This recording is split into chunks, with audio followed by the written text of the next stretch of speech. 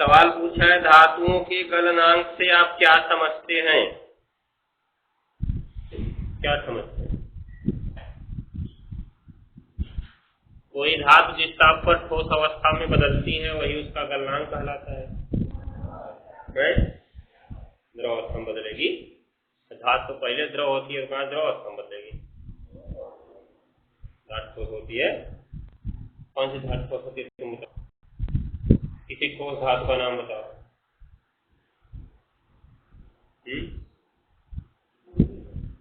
Sodium ठोस है, द्रव ठोस है, सही। धातुएं साधारण ताप पर ठोस होती हैं। अपवाद क्या था इसका? मरकरी, साथ में गैलियम भी था। गैलियम भी था ना एक, गैलियम। अरे नहीं, हमने कहा जो मरकरी होता है वो 25 से नीचे भी रहता है द्रव पर, लेकिन दो चीजें और लिखवाए थे, गैलियम लिखवाए थे और एक चीज लिखवाए थे, उनका लगभग 28 और 30 होता है, लिखवाए थे ना, गैलियम और सीजियम। तो द्रव धातु उनको भी कहा जा सकता है, लेकिन हम सामान्य रूप से किस ताप की चर्चा करते हैं? कमरे के ताप की चर्चा करते हैं, जो कि कितना होता है? 25 डिग्री सेल्सियस। अब देखो, जो गैलियम और सीजियम इनका गलनांक 28 हुआ, कितना था? 30 था। हमारा कमरे का ताप कितना होता है? 25। तो क्या कमरे के ताप पर ये पिघलेंगे? नहीं पिघलेंगे। कमरे का ताप बढ़कर जब 28 और 30 होगा तो इनको क्या कहा जाएगा? द्रव धातु कह सकते हैं, क्योंकि जब 28 डिग्री सेल्सियस तापमान हो जाएगा तो ये पिघल जाएगा, 30 होगा तो ये पिघल जाएगा, शायद उल्टा हो सकता है, देख लेना। ठीक है, तो 28 और 30 डिग्री सेल्सियस ताप पर पिघल जाएंगे। अब कहने को हमारा कमरे का तापमान 25 डिग्री सेल्सियस होता है, लेकिन अगर हम अपने यहाँ एरिया में देखें तो साल के लगभग 9 महीने तुम्हारा तापमान औसतन 30 से ऊपर ही रहता है। इसलिए ये सभी किस अवस्था में मिलेंगे? इसमें द्रव अवस्था में मिलेंगी। तो अगर अधिकतम बताना चाहते हो तो इनका नाम भी बता सकते हो, लेकिन अगर साधारण रूप से बताना है तो किसको बताना है? केवल मरकरी को बताना है, अर्थात पारे को बताना है। ठीक है, ये याद रखते रहना। चलो, तो पूछा है धातुओं के गलनांक से आप क्या समझते हैं? तो क्या समझते हैं? किसी धातु का गलनांक वह ताप होता है जिस पर वह धातु पिघलती है और द्रव अवस्था में बदलती है। ठीक है, ये याद रखे रहना। किसी धातु का गलनांक वह ताप होता है जिस पर वह धातु पिघलती है और किस अवस्था में बदलती है? द्रव अवस्था में बदलती है। किसी ठोस का तापमान, हमने एक चीज कहा,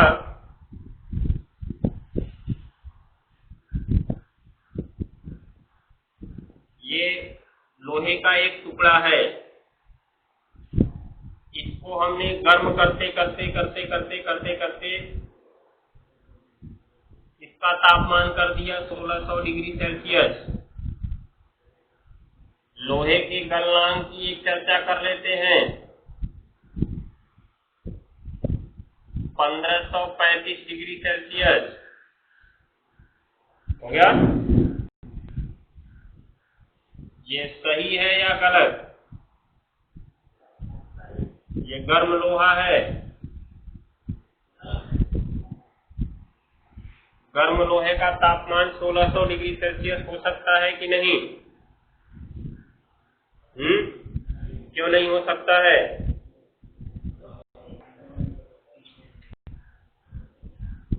मान लो 1535 डिग्री सेल्सियस ताप पर यह पिघलने लगा, तो हमने लिया था इतना बड़ा लोहा।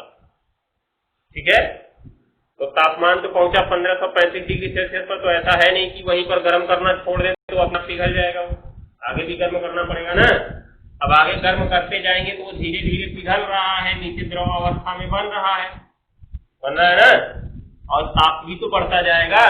ऐसा तो है नहीं कि 1535 डिग्री सेल्सियस तक गर्म किए फिर वहां पे रोक दे, आगे और गर्म करेंगे तभी तो पिघलेगा। तो आगे गर्म करते जाएंगे तो 1535 से इसका तापमान बढ़ता जाएगा, तो 1600 डिग्री सेल्सियस हो नहीं सकता है। मान लो हमारे पास इतना बड़ा टुकड़ा था और पिघलते पिघलते इतना बड़ा बचा, तब तक तापमान कहां तक पहुंच गया था? 1600 तक पहुंच गया था। तो गर्म लोहे का तापमान 1600 डिग्री सेल्सियस नहीं हो सकता है? नहीं हो सकता है, समझ गए? नहीं सकता है। इसकी चर्चा हम तुमसे बर्फ के लिए किए थे। क्या कहे? जब किसी ठोस को गर्म करते करते उसका तापमान उसके गलनांक तक पहुंच जाता है तो ताप बढ़ना वहीं पर स्थिर हो जाता है। ठीक है, ताप बढ़ना वहीं पर स्थिर हो जाता है। उसके आगे तुम जितना गर्म करते जाओगे वो ऊष्मा केवल क्या काम करेगी?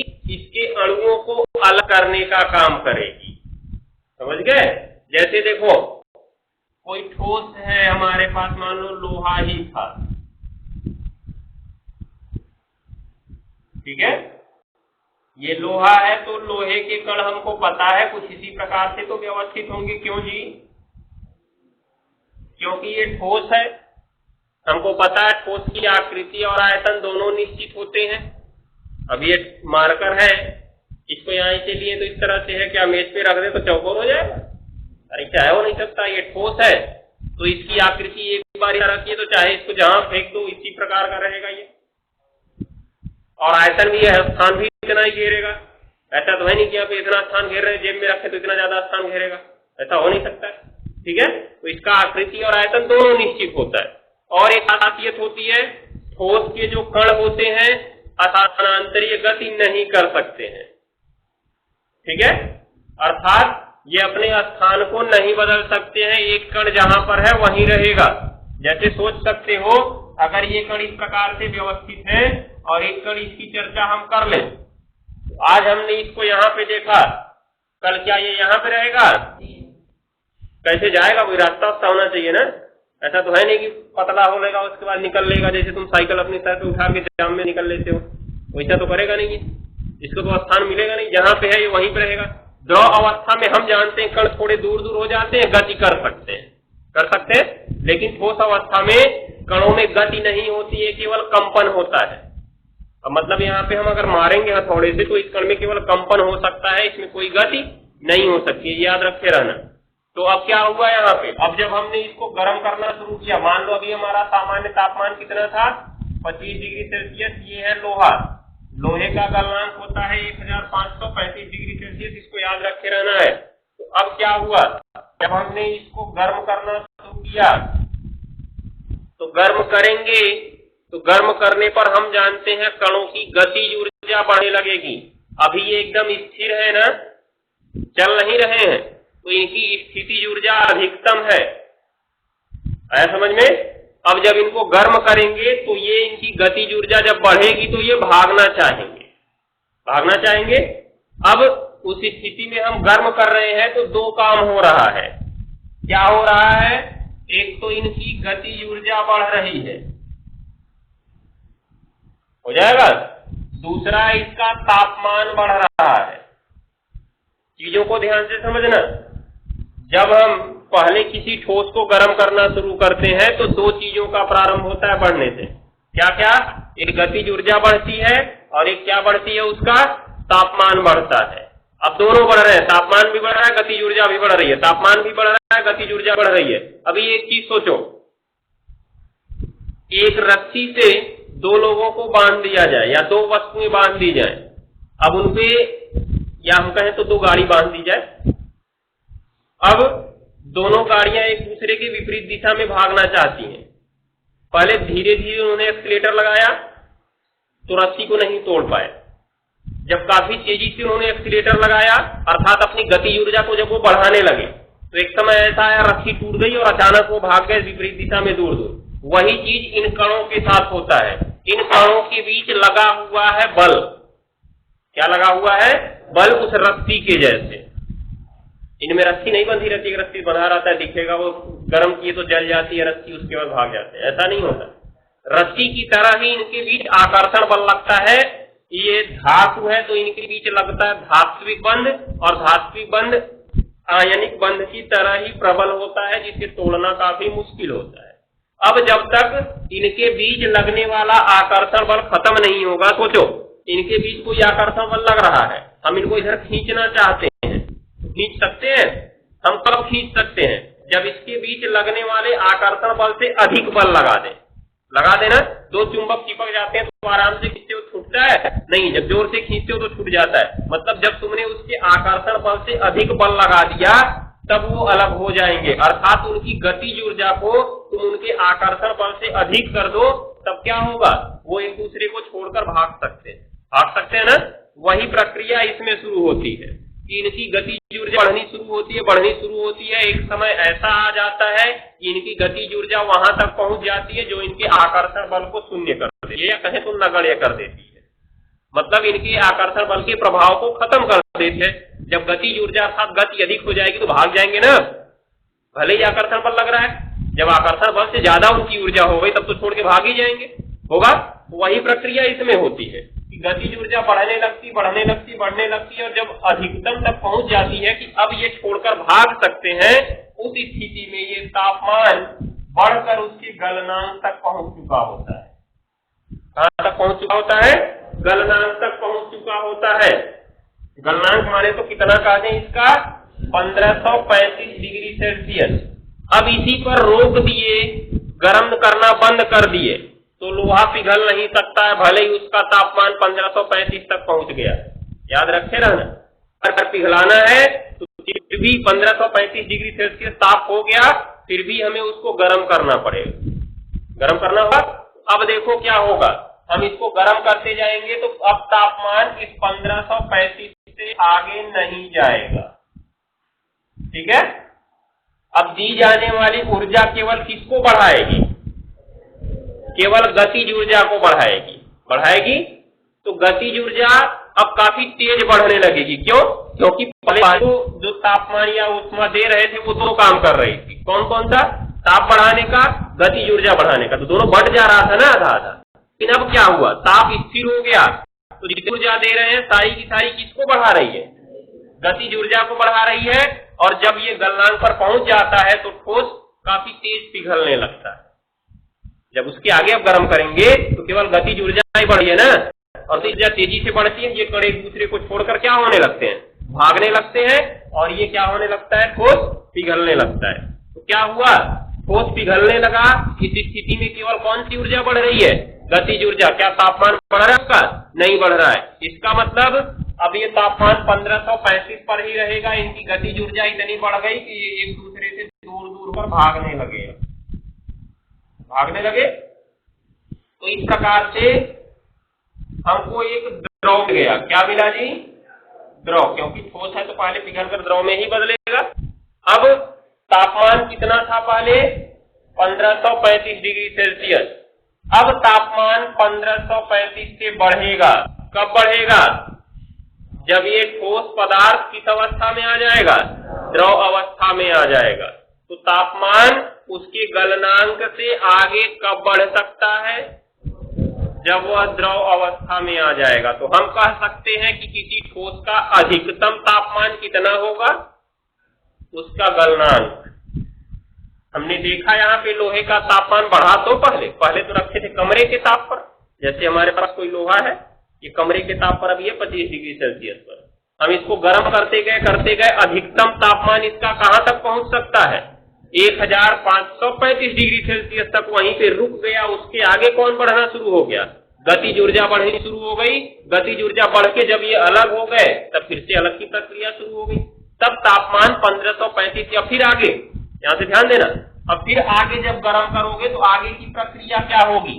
तापमान बढ़ेगा और इनकी गतिज ऊर्जा अब बढ़ेगी। अभी तक ठोस के कणों की गतिज ऊर्जा बढ़ रही थी, अब द्रव के कणों की गतिज ऊर्जा बढ़ेगी और द्रव का क्या बढ़ेगा? तापमान बढ़ेगा। ये तापमान बढ़ते बढ़ते इस द्रव के क्वथनांक तक जाएगा, बॉइलिंग पॉइंट तक। कहां तक जाएगा? बॉइलिंग पॉइंट तक। लोहे का बॉइलिंग पॉइंट काफी अधिक होता है, कंफर्म ज्ञात नहीं है अभी। मान के चलो, हम मान ले रहे हैं कि लोहे का बॉइलिंग पॉइंट 5000 डिग्री सेल्सियस है नहीं, वास्तव में हम मान रहे हैं, ठीक है। तो अभी जब ये पिघला तो यहाँ पे तापमान कितना हो चुका था? जब तक पिघल नहीं गया तब तक तो 1535 ही रहा, हो गया ना। तो इसके द्रव अवस्था की शुरुआत कितने ताप से होगी? 1535 डिग्री सेल्सियस ताप से होगी। अब इसको तुम गर्म करते जाओ। अब जब गर्म करोगे तो फिर दो प्रक्रियाएं जैसा इसमें हो रही थी। क्या होगा? एक तो इसकी क्या बढ़ेगी? गतिज ऊर्जा बढ़ेगी अर्थात द्रव के कण भी दूर दूर भागना चाहेंगे, और दूसरे इसका क्या बढ़ेगा, ताप बढ़ेगा। अब ताप बढ़ते बढ़ते पहुंचेगा इसके क्वथनांक तक। कहाँ पहुंचेगा जी, क्वथनांक तक। क्वथनांक पर पहुंचकर फिर स्थिर हो जाएगा। ताप बढ़कर क्वथनांक तक पहुंचेगा, क्वथनांक पर पहुंचकर फिर स्थिर होगा। उसके बाद फिर जब हम ऊष्मा देंगे तो केवल किसको बढ़ाएगी वो, अब गतिज ऊर्जा को बढ़ाएगी। अब गतिज ऊर्जा इतनी ज्यादा हो जाएगी कि ये कण जो अभी एक दूसरे के प्रभाव में थोड़ा थोड़ा थे ना, वो एकदम अलग हो जाते हैं और ये किस में बदल जाता है, गैस अवस्था में बदल जाता है और एक दूसरे से स्वतंत्र होकर गति करने लगता है। हो गया ना। उस स्थिति तक तापमान इसके कहां तक पहुंच चुका था जी, क्वथनांक तक पहुंच चुका था। तो हम कह सकते हैं कि किसी द्रव का अधिकतम तापमान क्या होता है, उसका क्वथनांक होता है, और किसी गैसीय अवस्था का न्यूनतम तापमान क्या होता है, उसके द्रव अवस्था का क्वथनांक होता है। क्यों, क्योंकि देखो ये 1535 अधिकतम था, द्रव अवस्था की शुरुआत कितने ताप से हुई, 1535 से हुई। अगर 1535 को हम 1534 करते हैं तब फिर कहाँ पहुंच जाएंगे हम, ठोस अवस्था में पहुंच जाएंगे, याद रखे रहना। अब इसको पहुंचाए हम 5000 डिग्री सेल्सियस तक, 5000 पे ये गैस अवस्था में बदल गया। अब 5000 से आगे जब जाएंगे तो ये किस अवस्था में रहेगा, गैस अवस्था रहेगा। अर्थात इसकी द्रव अवस्था का अधिकतम तापमान कितना होगा, 5000 डिग्री सेल्सियस। अब देखो 5000 से नीचे जैसे ही 4999 की किस अवस्था में आ जाएगा, द्रव अवस्था में आ जाएगा।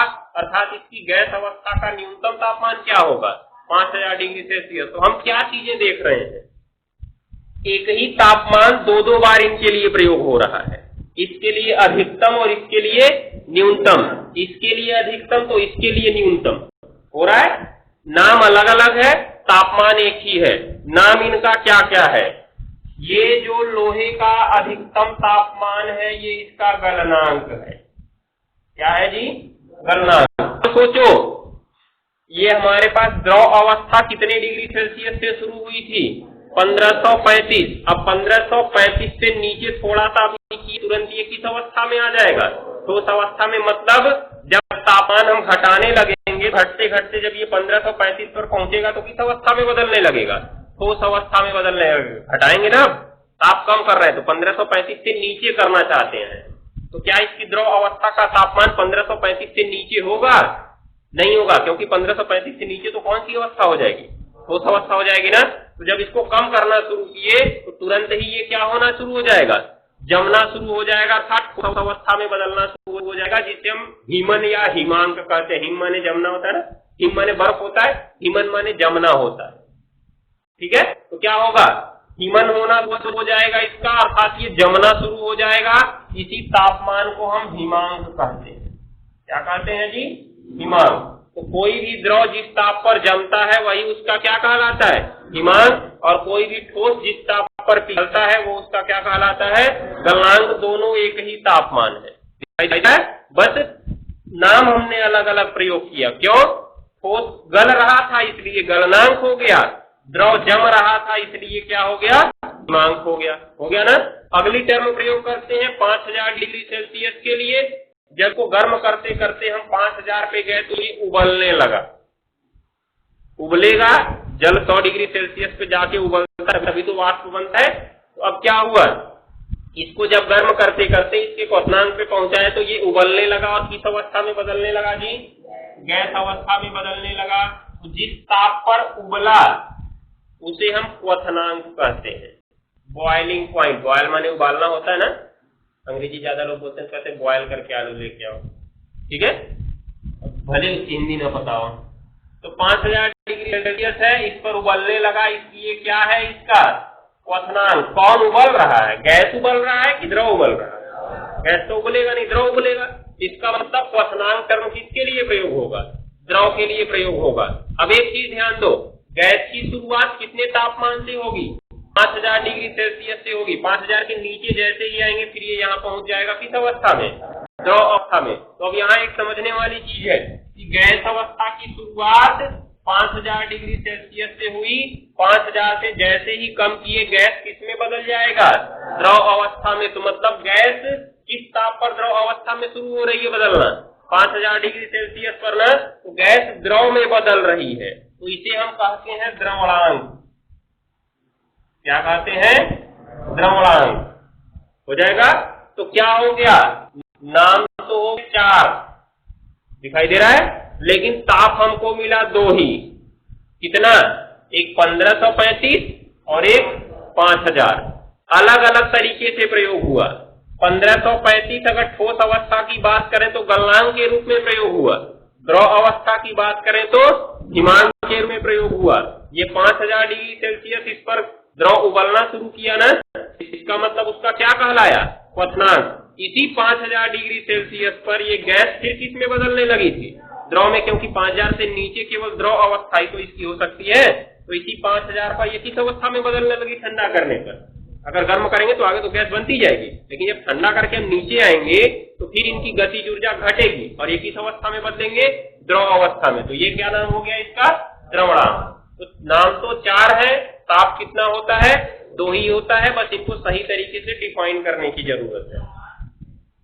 द्रवणांक मतलब वह ताप जिस पर कोई द्रव में बदलता है। तो कौन द्रव बदलेगा? गैसीय द्रव में बदलेगा ना। अगर ठोस है, ठोस द्रव में बदल रहा है तो उसे ठोस का गलना कहते हैं, गलनांक हो गया। द्रवण अंक, द्रव अवस्था में कौन बदल रहा है? गैस बदल रहा है, इसके नाम दे दिए द्रवणांक। ये सभी अंक है, अंक, इसलिए इनके नाम के सबके अंत में अंक लग रहा है। क्वथन अंक, द्रवण अंक, हिम अंक, गलन अंक दिख रहा है, सबके अंत में अंक लग रहा है। और अगर इनका अंक हटा दें तो वह प्रक्रिया हो जाएगी। जैसे गलन का अंक हटा दे तो केवल गलन बचेगा ना, तो ठोस के पिघलने की प्रक्रिया क्या कहलाती है? गलन कहलाती है। हिमांक का अंक हटा दे तो हिमन बन गया ना, हिमन। हिमन प्लस अंक हिमांक होगा ना, तो हिमन हो गया। तो कोई द्रव के जमने की प्रक्रिया क्या कहलाती है? हिमन कहलाती है। फ्रीजिंग हो गया। उसके बाद क्वथनांक, क्वथन अंक, अंक छोड़ दो तो क्वथन बचा ना, तो कोई ये क्वथन, क्वथन माने होता है उबलना। क्या होता है? उबलना। तो कोई द्रव जिस ताप पर या कोई द्रव की उबलने की प्रक्रिया क्या कहलाती है? क्वथन कहलाती है। द्रवण अंक, द्रवण में अंक जोड़ेंगे तब तो द्रवणांक बनेगा। तो द्रवण, किसी गैस के द्रव में बदलने की प्रक्रिया क्या कहलाती है? द्रवण कहलाती है। और ये प्रक्रिया जिस ताप पर होती है उसे हम क्या कहते हैं? द्रवणांक कहते हैं। तो अब यहाँ से तुम कई चीजें समझ गए हो कि किसी ठोस का अधिकतम तापमान कितना हो सकता है। हाँ, संघनन कहते हैं, लेकिन सामान्य रूप से संघनन की प्रक्रिया प्रत्येक ताप पर संभव होती है। याद रखे रहना, संघनन की प्रक्रिया प्रत्येक ताप पर संभव होती है, क्योंकि जब कणों की गतिज ऊर्जा कम होगी, वो वायु में उड़ रहे हैं, तो गतिज ऊर्जा कम होगी तो वो नीचे आने लगेंगे ना। नीचे आते बाद वायुमंडल में उपस्थित धूल के कणों पर जुड़ जाते हैं, और अनेक प्रकार के जब उसके कई कण एक बार जुड़ जाएंगे तो वो बड़ा रूप धारण कर लेगा, भारी होकर नीचे बैठ जाएगा, तो वो संघनन है। लेकिन यहाँ पे हम द्रवण की चर्चा कर रहे हैं, किसी भी गैस के लिए प्रयोग होती है जो एक निश्चित ताप पर ही होती है।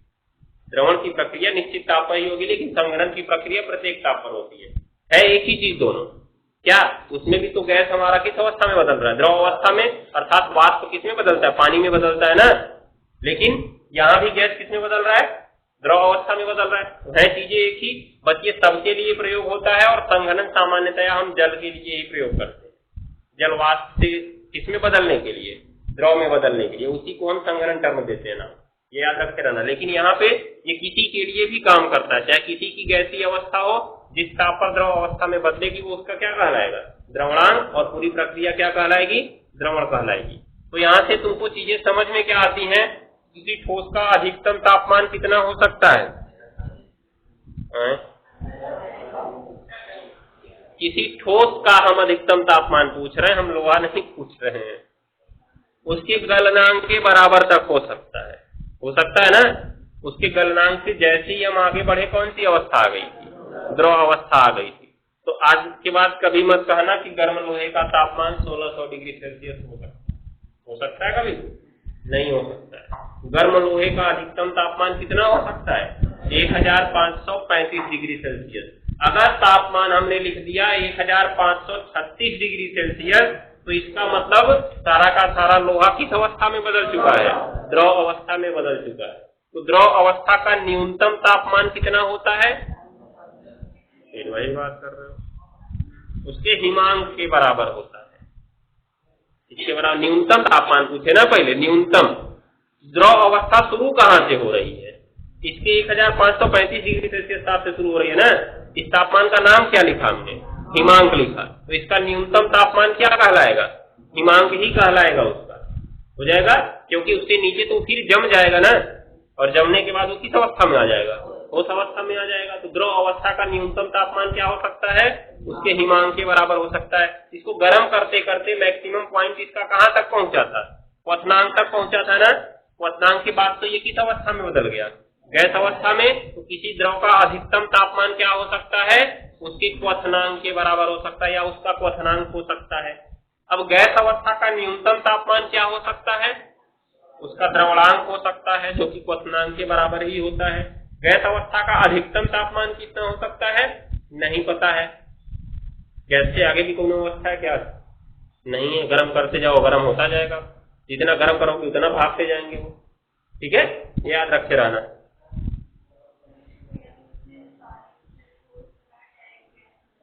ऊर्ध्वपातन, अब इंग्लिश नाम उसका देखना पड़ेगा, इंग्लिश नाम याद नहीं है। चलो भी देख रहे हैं, बता रहे हैं। चलो, तो लिखना चाहो तो फटाफट इंडिकेट करके लिखते चलो। इंडिकेट पॉइंट करके नीचे लिख लो कुछ।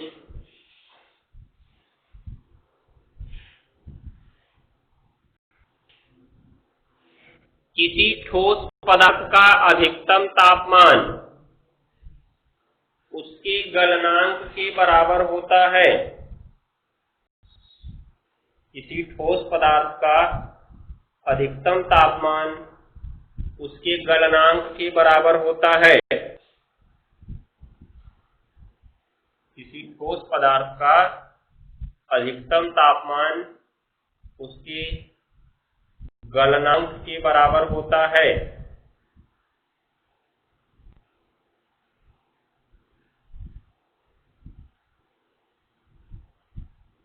हो गया? हो गया ना? जबकि न्यूनतम तापमान कुछ भी हो सकता है। जबकि न्यूनतम तापमान कुछ भी हो सकता है। क्यों? क्योंकि ठोस से नीचे तो कोई और अवस्था संभव है नहीं। हो गया ना? अब देखो, द्रव अवस्था की शुरुआत कहां से हुई थी? इसके हिमांक से शुरू हुई थी। दिखाई दे रहा है ना? तो लिखेंगे किसी पदार्थ की, अगला इंडिकेट लिख लेना, किसी पदार्थ की द्रव अवस्था का न्यूनतम तापमान, किसी पदार्थ की द्रव अवस्था का न्यूनतम तापमान, किसी पदार्थ की द्रव अवस्था का न्यूनतम तापमान, किसी पदार्थ की द्रव अवस्था का न्यूनतम तापमान उसके हिमांक के बराबर होता है। उसके हिमांक के बराबर होता है। जब भी छींकते हो मुंह पे कपड़ा रख लिया करें, कल से धो देंगे तुम लोग को, जाने रहना। क्या लिखे?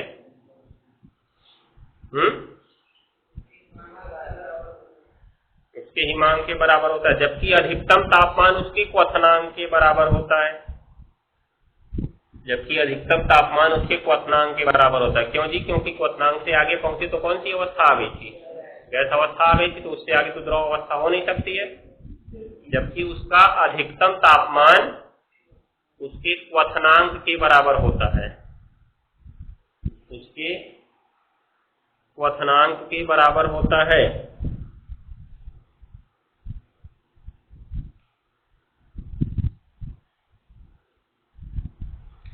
हो गया ना?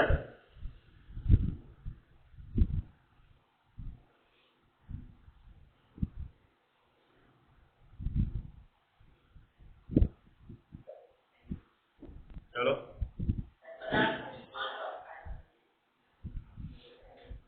उसके बाद लिखो, पता नहीं,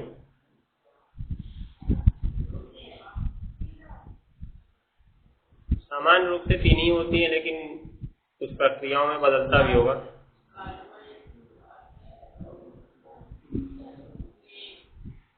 चलो लिखो। होता होगा, आगे बढ़ेंगे तो मिलेगा, अभी कंफर्म पता नहीं है हमको कितना होता है।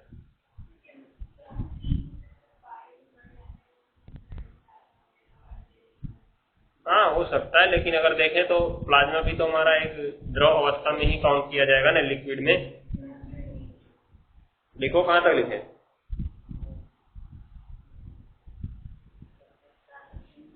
हाँ, नीचे अगला इंडिकेट लिखो। किसी पदार्थ की गैसीय अवस्था का न्यूनतम तापमान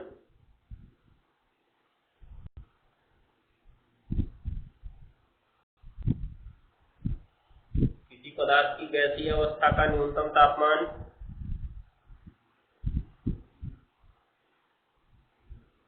हो गया, क्या होता है? उसके द्रवणांक के बराबर होता है, उसके द्रवणांक के बराबर होता है, जबकि अधिकतम तापमान कुछ भी हो सकता है।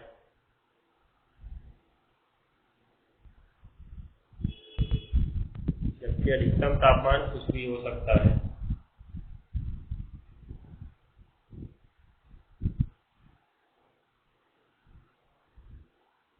हो गया, इस चीज को ध्यान में रखना है।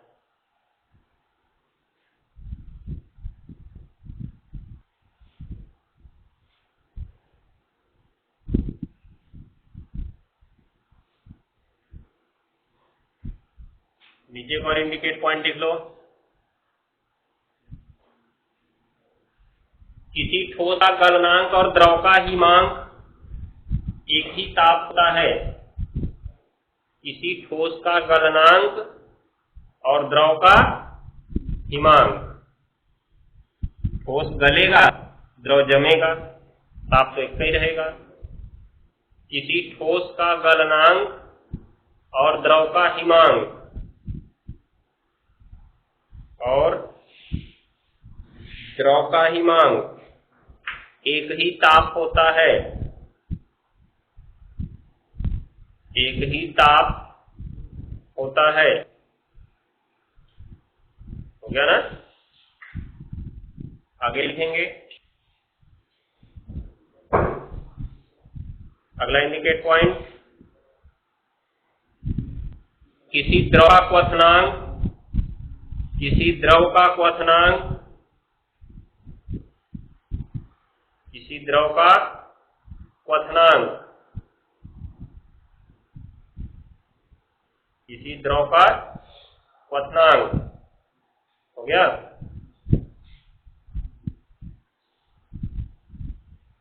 और गैस का द्रवणांक, और गैस का द्रवणांक एक ही ताप होता है।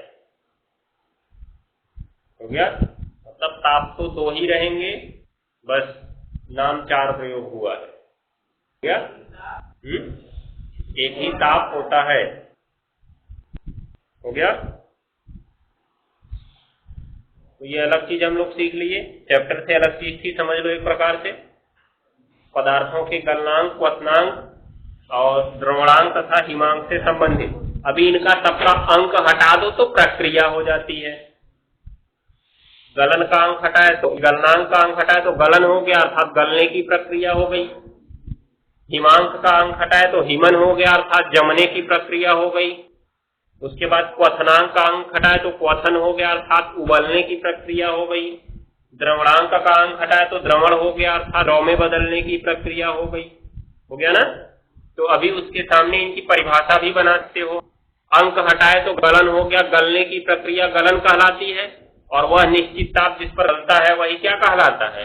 गलनांक कहलाता है। क्योंकि निश्चित कर दे तो एक अंक ही तो निश्चित होता है। 20 बोल दिया हमने तो 20 निश्चित रहेगा कि वो कभी 21 हो जाएगा? ऐसा तो है नहीं कि आज हम यहाँ कह तो कल वो 21 रहेगा, ऐसा तो होता नहीं है। ठीक है, 20 है तो वो 20 ही रहेगा, फिक्स है। तो बस वही लग गया, निश्चित ताप जिस पर गलता है वो गलनांक कहलाएगा। हिमन मतलब जम रहा था ना, वह निश्चित ताप जिस पर जम रहा है वो हिमांक कहलाएगा। क्वथन मतलब उबल रहा है ना, वह निश्चित ताप जिस पर उबलता है वो क्या कहलाएगा? क्वथनांक कहलाएगा। द्रवणांक, द्रव में बदल रहा है तो वह निश्चित ताप जिस पर द्रव में बदलता है क्या कहलाएगा? द्रवणांक कहलाएगा। कौन किसके लिए होता है ये भी तुम्हें पता है, गलनांक ठोस के लिए है। वह निश्चित ताप जिस पर कोई ठोस गलता है हिमांक तुम्हारा द्रव के लिए है तो वह निश्चित ताप जिस पर कोई द्रव जमता है, वह तुम्हारा द्रव के लिए है वह निश्चित ताप जिस पर कोई द्रव उबलता है, उसके बाद द्रवणांक तुम्हारा गैस के लिए है वह निश्चित ताप जिस पर कोई गैस द्रवित होती है। हो गया ना? ये सारी चीजों की परिभाषा तुम अपने आप बना सकते हो इन चीजों को सीखने से। हो जाएगा? चलो चैप्टर समाप्त हो गया। कुछ क्वेश्चन पूछना होगा, खोज के आना घर से, कल क्वेश्चन बता देंगे, नहीं तो पाठ शुरू करेंगे। अगला पाठ संभवतः तत्वों का आवर्ती वर्गीकरण ही है। खत्म हो गया क्या? आवर्ती वर्गीकरण है ये नहीं? अच्छा, कार्बन और उसके, अच्छा आवर्ती वर्गीकरण बाद में दिया, ठीक है। देख लेते हैं चैप्टर में अगर तत्वों का वर्गीकरण होगा तो पहले इसी को पढ़ाएंगे, कार्बनिक यौगिक बाद में पढ़ाएंगे। हाँ, तो कोई फर्क नहीं पड़ता है, पहले पढ़ लेंगे उसको।